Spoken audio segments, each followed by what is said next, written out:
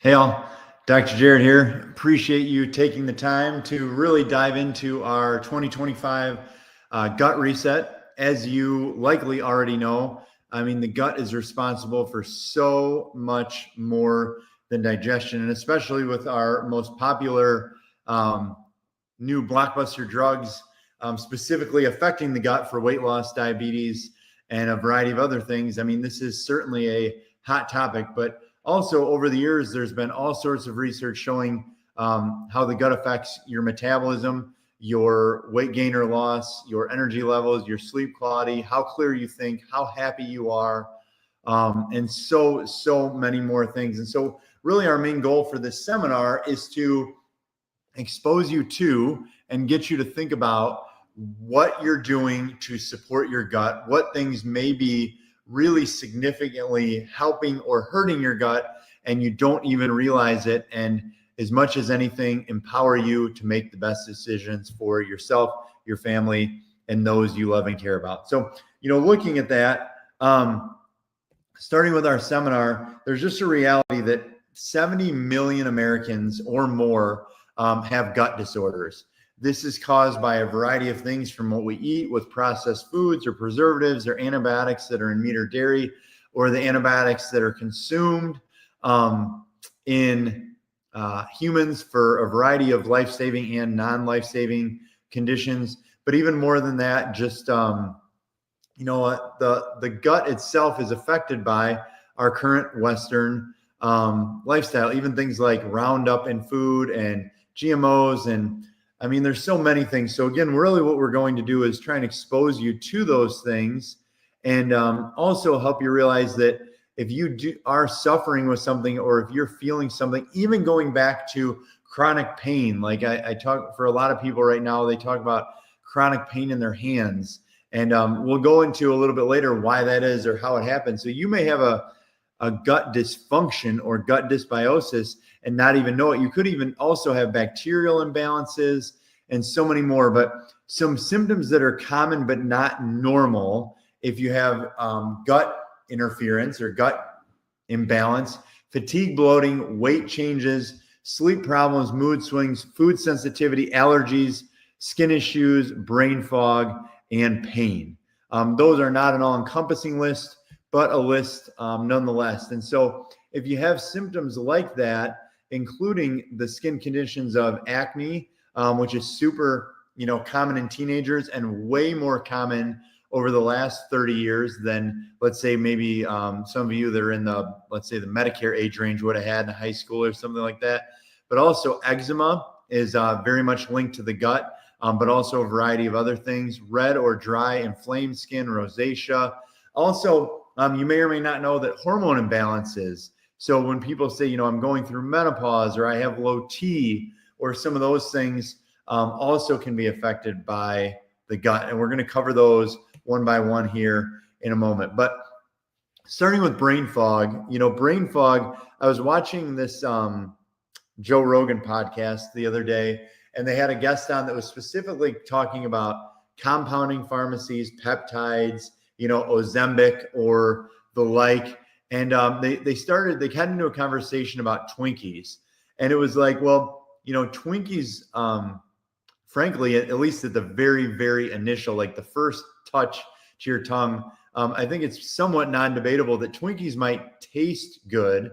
But between the chemicals, the sugar, the food colorings, all the different stuff that's in there, pretty quickly, if you're healthy and you really already feel good, you'll feel like crap pretty quickly.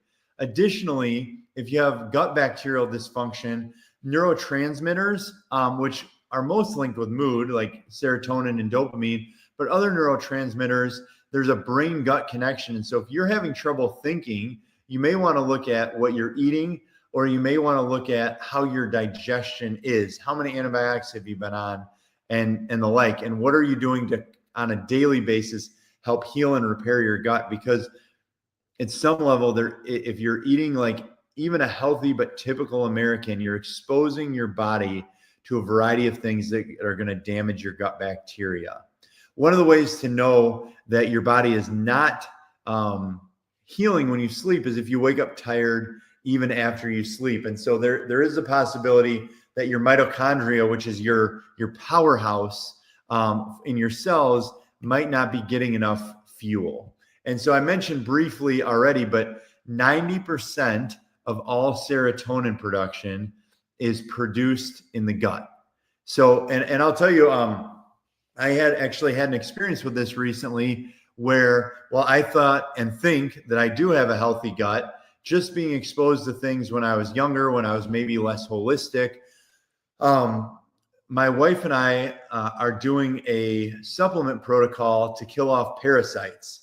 And that is a whole different seminar, a whole topic for another day. But it's a parasite cleanse, and it starts with opening up your detox pathways and realigning your gut.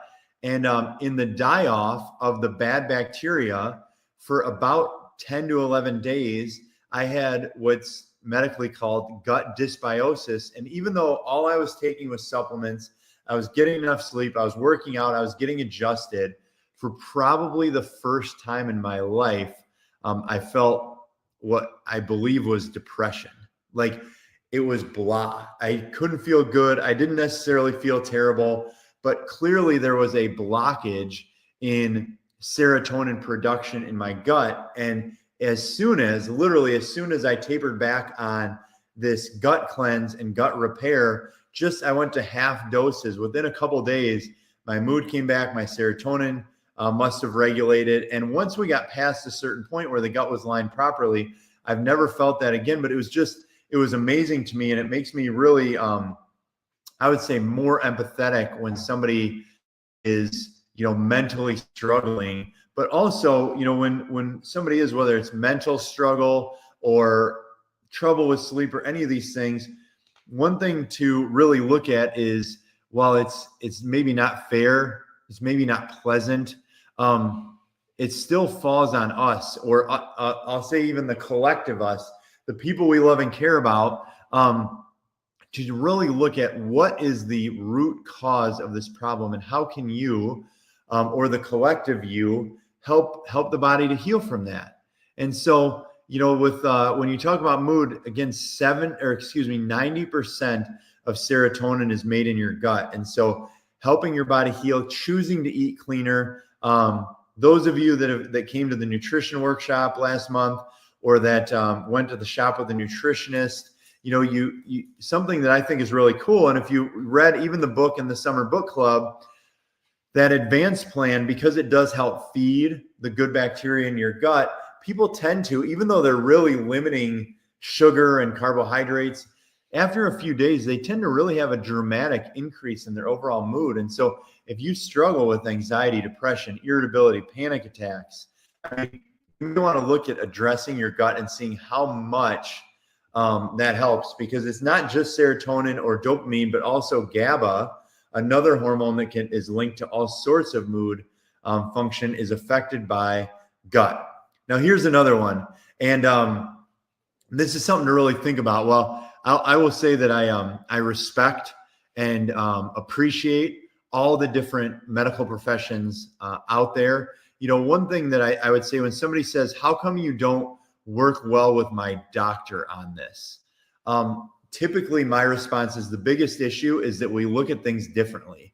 It's not that one person's trying to help you and one person's not. It's a flaw in philosophy, in my opinion. And ultimately, you have to choose where you take your philosophy. But when people have things coming out of their skin, the single largest cause is detoxification or gut issues, or the single largest cause is, I should say, detoxification or gut issues. So why would detoxification come out through your skin, like, acne, eczema, stuff like that? Well, your body has a variety of detox organs. And one statistic, if you've watched many of our master classes, that should sound familiar, is that when we have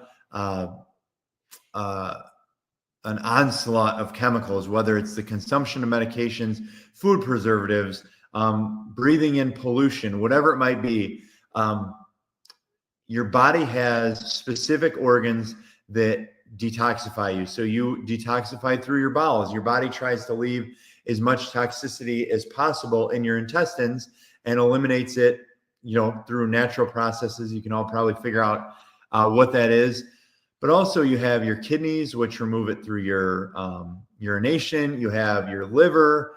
You have a variety of other detoxifications organs, but your largest detoxification organ is your skin. So if your body is overloaded and it can't get the toxicity out through those other causes, the most likely way it's going to get it out is through your skin. And so that's where people can have redness, breakouts, and a whole variety of different things, is that they're detoxifying through their skin.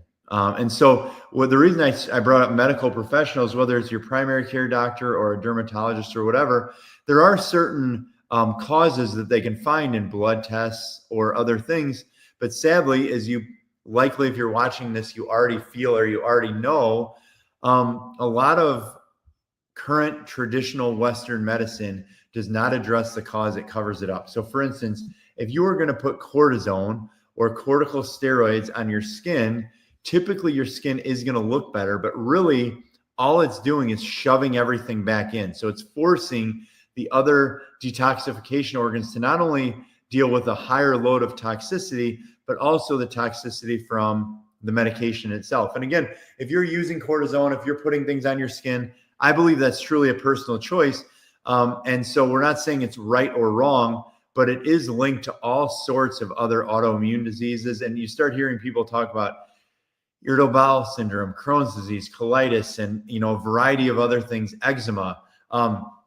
These things are typically your body pushing that stuff back out. And so if you don't mean to, and there are many other drugs when you start to get into things like psoriasis or something like that, that frankly are really, really harmful. In fact, in many cases, they're going to shorten your life to change the way that your skin looks, or they're potentially going to shorten your life to change the way that your skin looks. And like I said, they don't address the root cause. Besides toxicity, then your skin, if you're putting chemicals in through your diet, you're going to run into a similar thing. Or if you're getting significant intestinal or gut inflammation from, for instance, something called leaky gut, which we'll address in a little bit. And what leaky gut does, for better or worse, it actually will over time potentially cause food allergies, even to healthy food or certain healthy foods. Like for instance, with small intestine bacterial overgrowth, certain really healthy foods can actually fuel that once you get to a certain point of imbalance. And so there are certain protocols, and I'll start with the first one, detoxing your body. So we have two different detox supplements. One that's gentle, that's meant to be taken daily over a longer period of time, which is our detox and digestion supplement. It's one of our foundational 3 supplements. It has a whole variety of things that gently bind and help your body detox. And it also has everything from enzymes to certain peptides that are going to help your body digest more effectively, process more effectively, heal the inflammation on your intestinal lining. And so if you're like, I just want to try something that's gentle, that, isn't going to make me run to the bathroom, but I think would help me, I want to digest better and I want to feel better, Detox on Digestion would be a very good starting supplement. In the very short term here, because actually a couple of these products are being discontinued and replaced with Detox and Digestion, we also carry one called Max GI, which is a little bit lower cost, and its main function is to kill off bad bacterial overgrowth. It's especially good if you struggle with bloating or acid reflux. But we'll go into some more of those supplements here in the future. So again, skin, covering it up with cortisone does not get to the root cause, may be necessary, or even some of the shots, pills, whatever. But skin is a reflection of your intestines and your body's ability to detoxify. Additionally, you'll hear this frequently, like hormones. Like I hear people say, like, man, I have low T, so I'm taking testosterone, or I'm taking bioidentical hormones. And again, maybe there is a time and a place for that. But while both of those certainly have certain benefits, they also may and can have certain side effects. You may remember, and some of those side effects for long-term use aren't fully known. In fact, going before they were bioidentical hormones in women, Women who during menopause took synthetic hormones had radical increases, or at least in my opinion, radical in cancer rates. So, again, not saying that you don't want to feel better, but what if you could feel better and prevent cancer better? And so, hormones are metabolized mostly in your liver. And so if you're giving your liver a bunch of processed food and you're giving it an onslaught, or your liver's not able to if it's overstressed, let's say, you maybe aren't going to metabolize these hormones as well, which can lead to significant changes in your mood, abnormal weight gain, fatigue, and a variety of other things. So if you feel like you have hormone problems, not surprisingly, diet, exercise, and chiropractic, quality sleep. The amount of hormones that are produced when you sleep, or the amount of good hormones you get when you decrease your caffeine, you decrease your stress hormones, and you get good sleep, is really, truly amazing. And in many studies, it absolutely outperforms some of the best drugs out there. So if you're not getting enough good sleep, if you're not detoxing, if you're not eating well, if you're not getting adjusted, if you're not exercising, you may have hormone issues, but they may not be genetic, or they may not be because of age. They may be because of what you're putting in your body, or how you're treating your body. So seriously consider that. And also, I want to mention that if you're struggling with any of this and you're an active client, we do specifically have as part of your program up to 2 complimentary sit downs with nutritionist Mackenzie to talk about whatever you might feel, whether it's dealing with allergies, whether it's dealing with acid reflux, whether it's dealing with brain fog or depression. She can likely shed some light on some ideas that could potentially help your body not struggle or not suffer with that as much. And so that would also be true for allergies. Allergies are an overreaction of your body. And so, one thing that for my entire career, so I've been in Max Living and chiropractic. I just celebrated 15 years of chiropractic. I believe I graduated 15 years ago last week. So, knowing that or pointing that out, one thing that's been consistent over my entire professional career is that, we all, if we're exposed to certain things, we all get exposed to allergens. So how come one person, sniffles and sniffles and sniffles and sniffles with spring and fall allergies, and another person feels fine or has no allergens, or has light allergens? Well, one is the overall inflammation in your body. And so going back to that, another product that we carry is called Daily Detox, or the Detox System. And it's a 2-part system. So it's 2 pills in the morning, 2 pills at night. And what it does, the way I explain it most effectively, is it gets your liver to flush things, and then it uses binders so you evacuate that through your bowels. But the detox system, when I explain it to a 5th grader, what we talk about is, if you had a leak in your roof and water was dripping down, if you put a bucket there, you're really not going to get a puddle. You're not at risk for somebody slipping. And as long as that bucket doesn't fill up and overflow, you're going to be okay.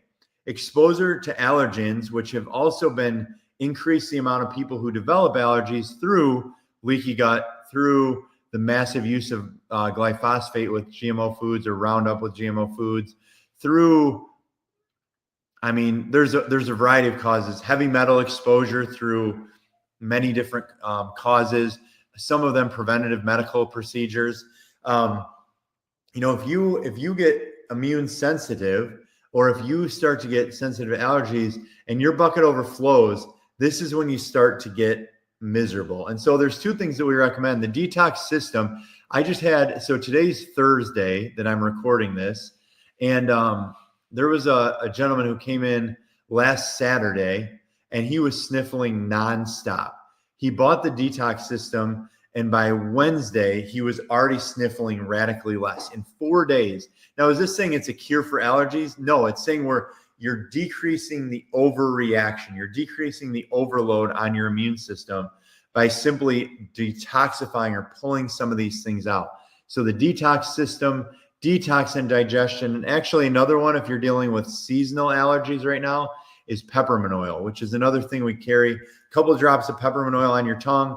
Natural antihistamine, helps your body get that thick stuff out of your sinuses and really makes a significant change. Now, I mentioned this already, but it's like, well, how does digestion affect pain? Well, leaky gut, and I have a diagram for it here in a couple slides, but when you get bacterial imbalance or bad bacterial overgrowth, which very simply might be linked to something like having weeds in your garden or weeds in your lawn, at a certain point, if you don't take care of that, it overgrows. And I have no idea why, God, the universe, natural order, whatever you believe, but why God created a system where the bad typically can multiply faster than the good. There's just a reality that if you get too much bacterial overgrowth, it can take over. And so the good bacteria is not enough, the bad bacteria. And so when you eat, when you sleep, you just start to have these things where your body gets more inflamed. Another example of that, which I'm going to go over in another slide, is SIBO, which is small intestine bacterial overgrowth. And the simplest way that you could tell that you have SIBO, even without paying, I think we do testing. So if you need to find out if you do, and the testing, I believe, is between like $500 and $600, but you can find out. But if you wanted to test yourself for SIBO without that investment, the simplest way to look at it is, do you react more when you eat healthy food? So do you get bloated? Is your belly stick out more at night than it does in the morning? And the 4 most common foods that will grow SIBO are healthy foods, ones that many people don't eat. So like cauliflower, asparagus, garlic, and onions. Those are 4 things. And so avoiding them can help, but if you don't kill off the bacterial overgrowth, as soon as you reintroduce those foods, it's going to continue. So at a certain point, there's a system that is important to do to kill it off. But joint pain, I mentioned joint pain in the hands. So joint pain in your hands, to me, that's kind of like your thermostat in your house.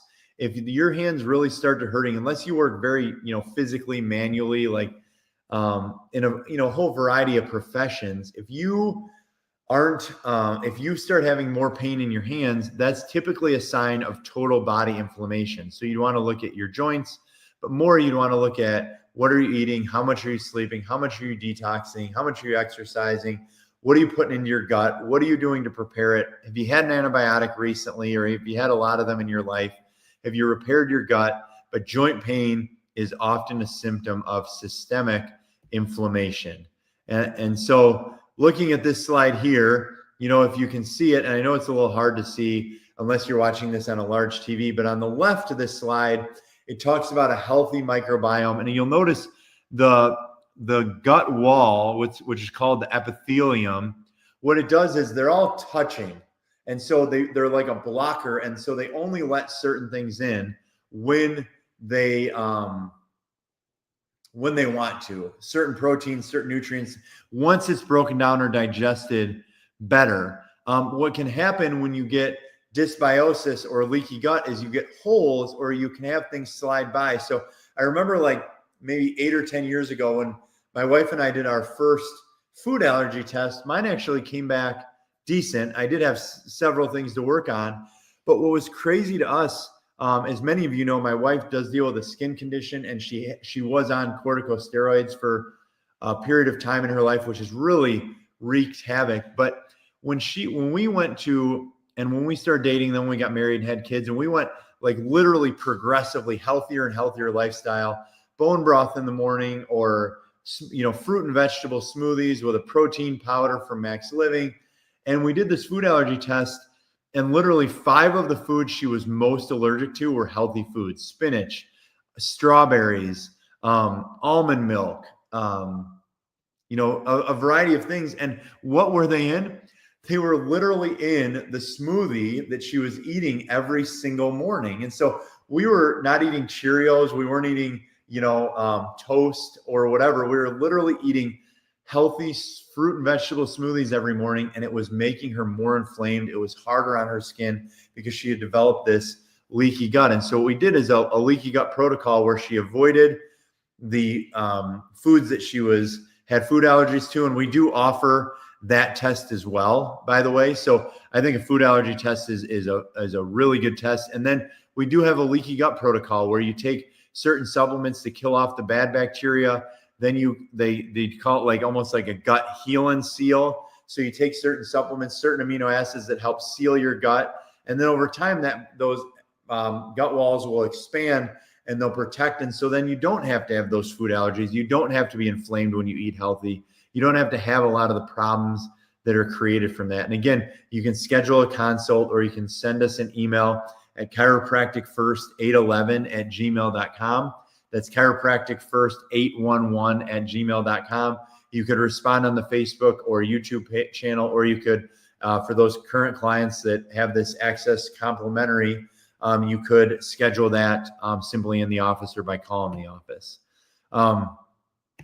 So here's some of the reasons why this is so prevalent in our current America or our current lifestyle. It's the fix is very much the problem. So what do I mean by that? Well, if you have acid reflux and you take Tums or Prilosec or an antacid, what you're doing is you're actually causing the food to go into your intestines less broken down.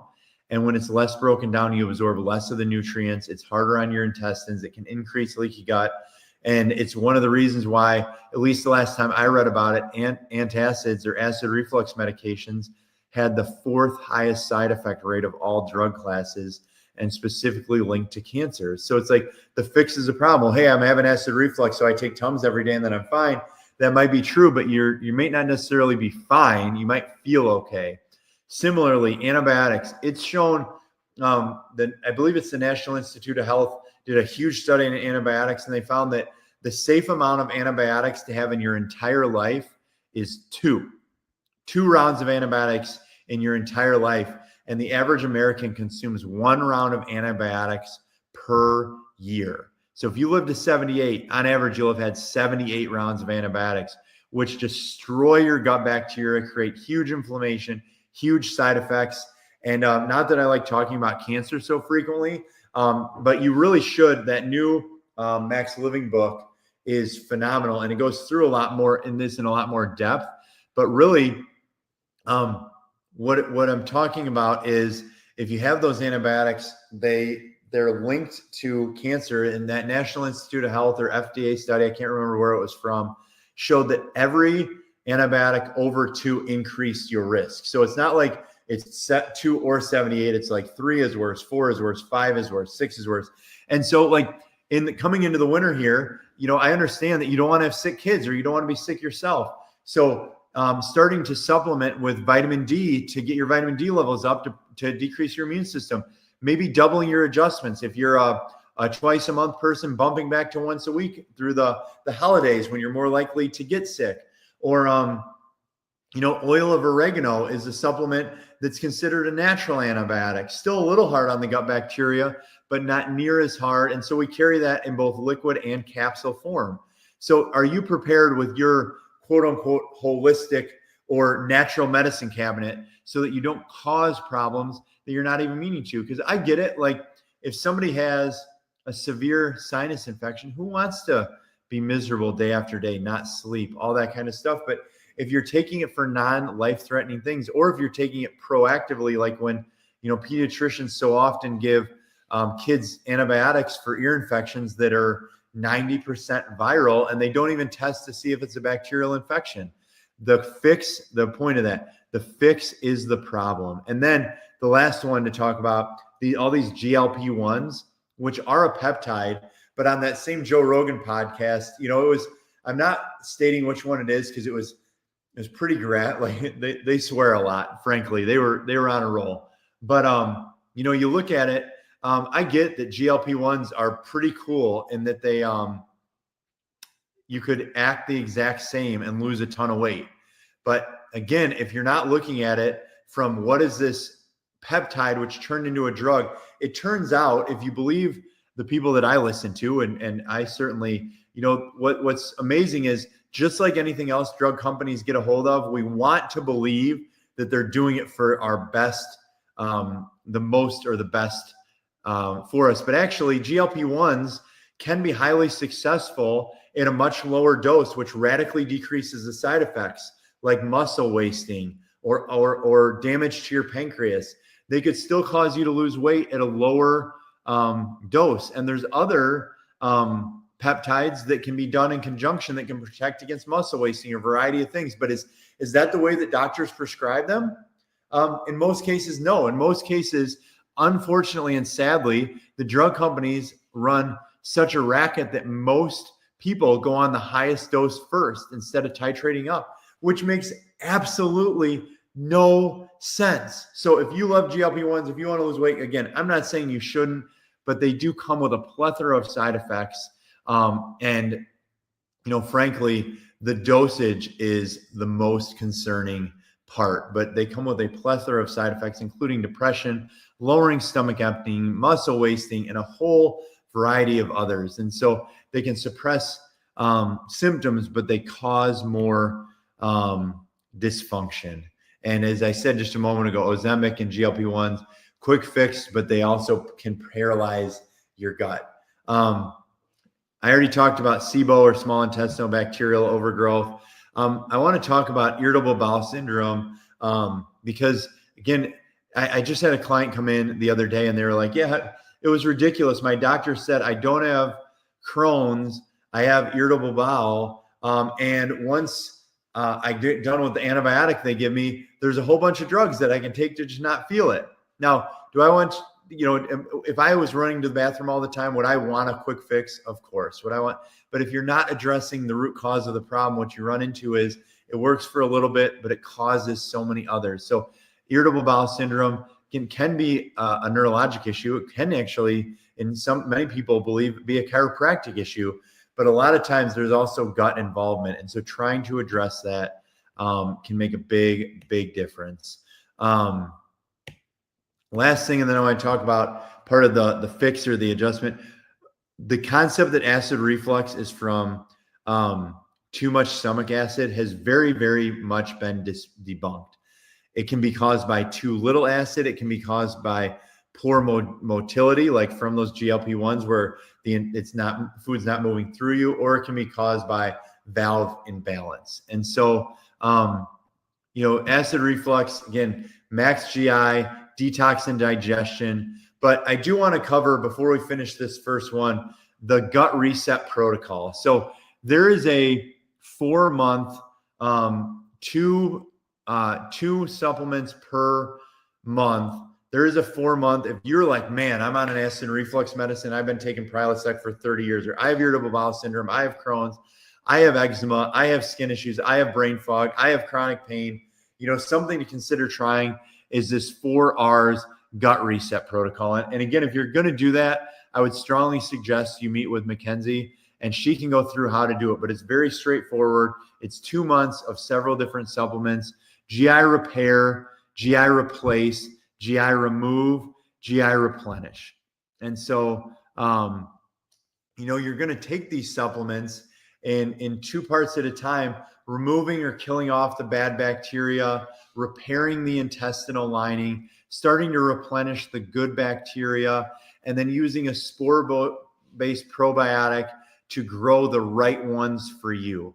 I mean, it seems almost too good to be true that you could do this from a supplement protocol. And this is one of the few that, like I said, if you bloat, if you have reflux, if your belly's bigger at the end of the day versus the beginning of the day, I mean, you have such an opportunity to make a change and make it, pretty cost effectively. And so for those of you tracking the mystery words, the first mystery word is gut. So the first mystery word is gut, but really consider that 4 R's gut protocol: max GI, peppermint oil of oregano, vitamin D for your immune system, detox and digestion. Not all of these things, by the way, but a blend of some version of this to support you. Have a very blessed day.